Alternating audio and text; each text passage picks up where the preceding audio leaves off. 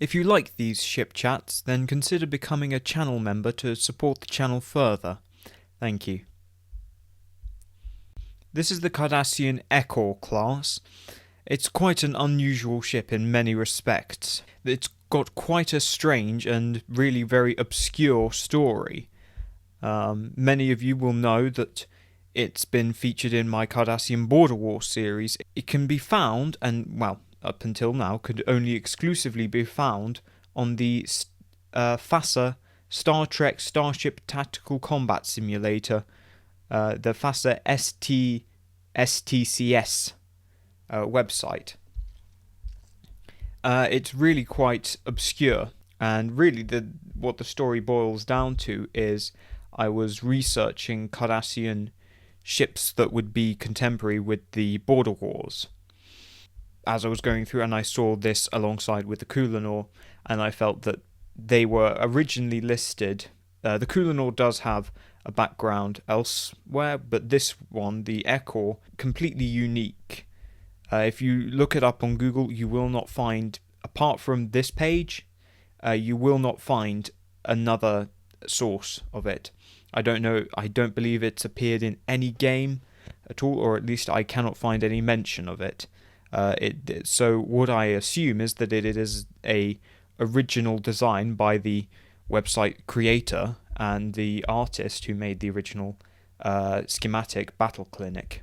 So it's really quite unusual in that it's almost a fully spontaneous fan design. If you go on the FASA STCS page, there's a lot of Cardassian designs that are post-war, and some of them are very nice, very elegant ships, and so it doesn't really fit into that. It fits in much better as a pre-Galor. You can see the shapes forming.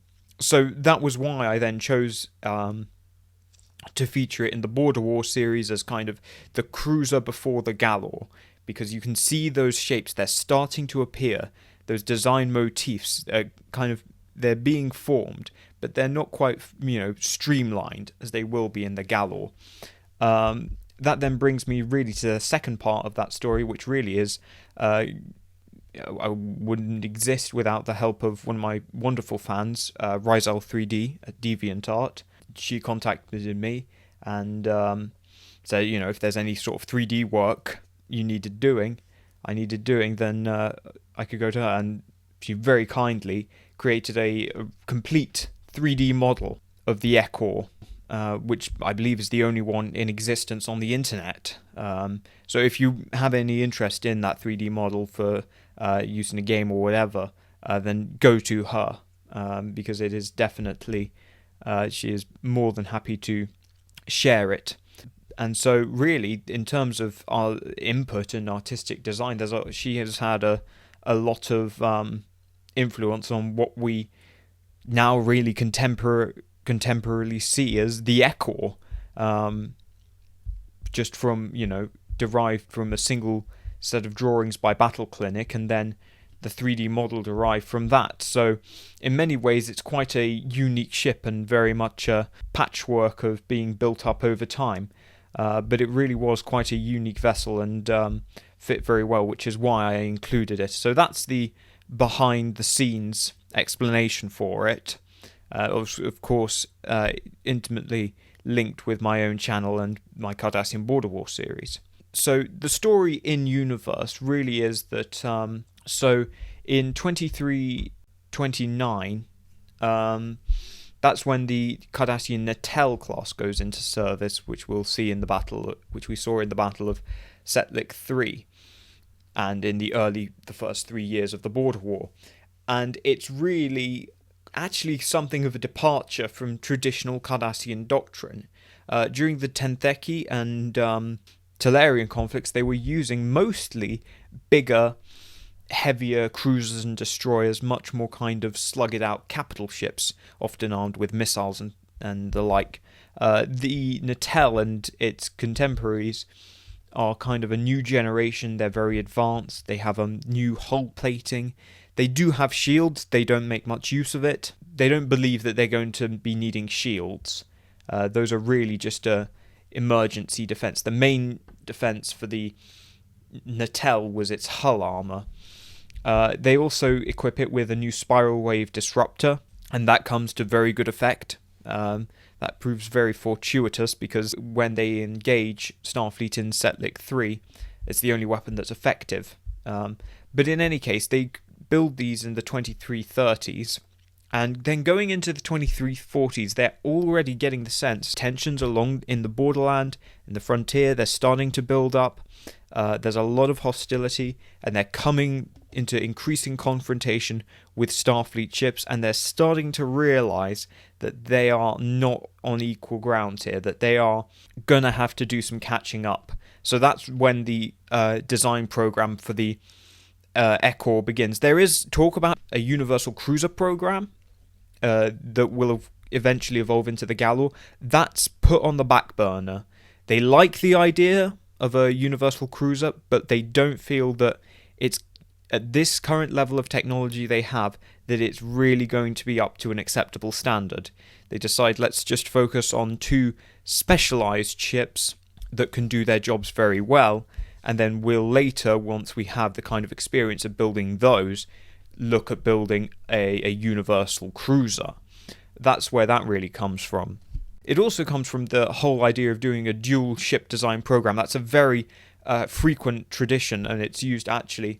The sort of the best example up to this point is the Klingon D4 and 5.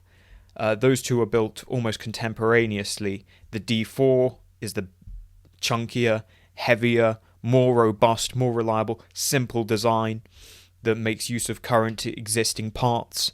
And then you have the D5, which is the newer, high-tech vessel that's going to be more focused on performance, and there's going to be less of them, but they're going to be really the ones trialing the new technologies.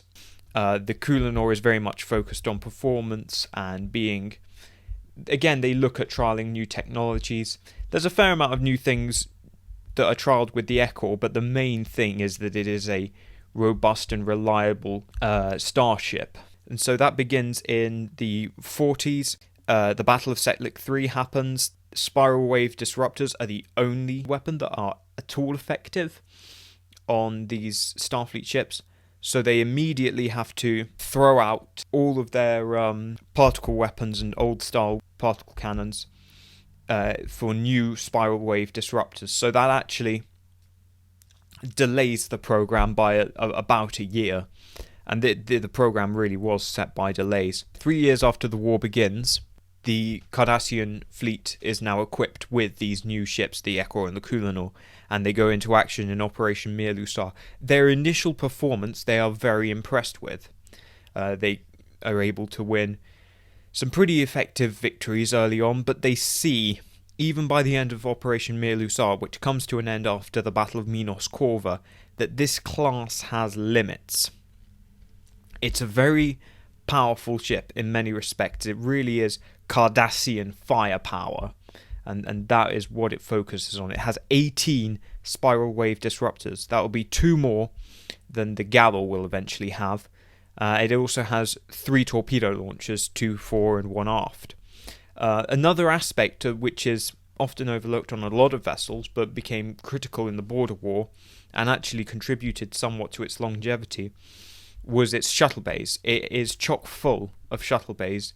You have at least 1 dorsal shuttle bay in the rearmost module, which kind of almost has a secondary bridge structure.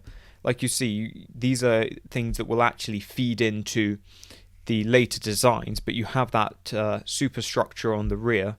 We'll find on the ventral quarters of the ship, you have a ventral shuttle bay at the very back as well, 2 hatches. And then you also have, again, several hatches, prow ventral, which gives it yet more shuttles. You have up to 8 shuttlecraft on board. So there really are an abundance of shuttles, which was critical for the Cardassians. They're transporters. They're not the most reliable. So they are looking then at other means of getting to a planet. And certainly shuttles really are a tried and tested method, and definitely the safest option.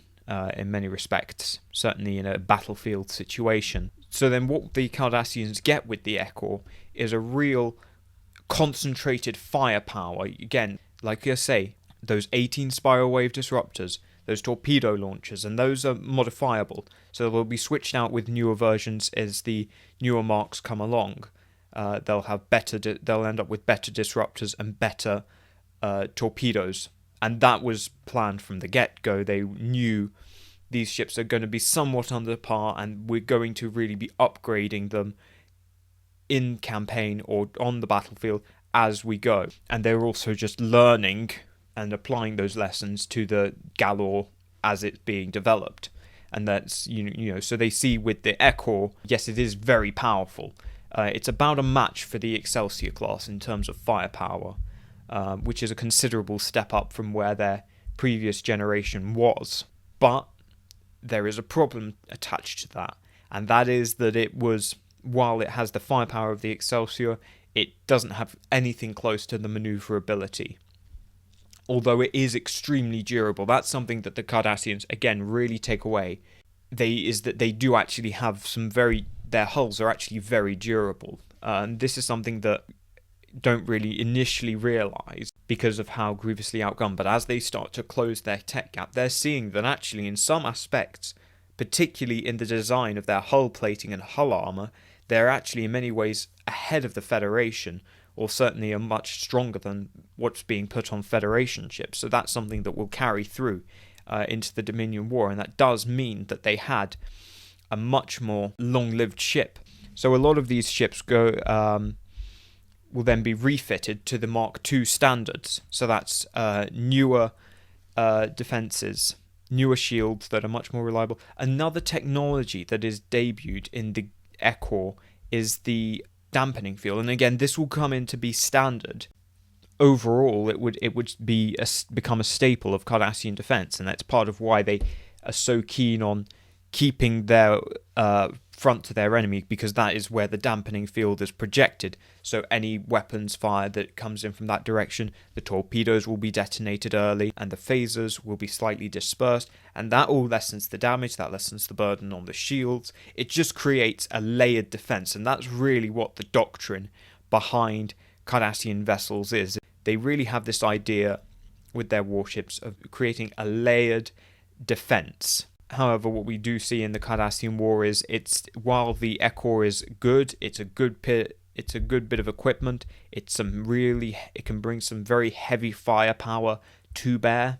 It's still not quite up to the standard it needs to be, and frankly, and in many respects, the Ekoor is actually a victim of its own success, because a lot of the techniques it pioneers, much like its cousin, the Kulinor, they both pioneer techniques that are very successful and when brought together in the Galor, create a very successful ship that really does the jobs of both vessels very well.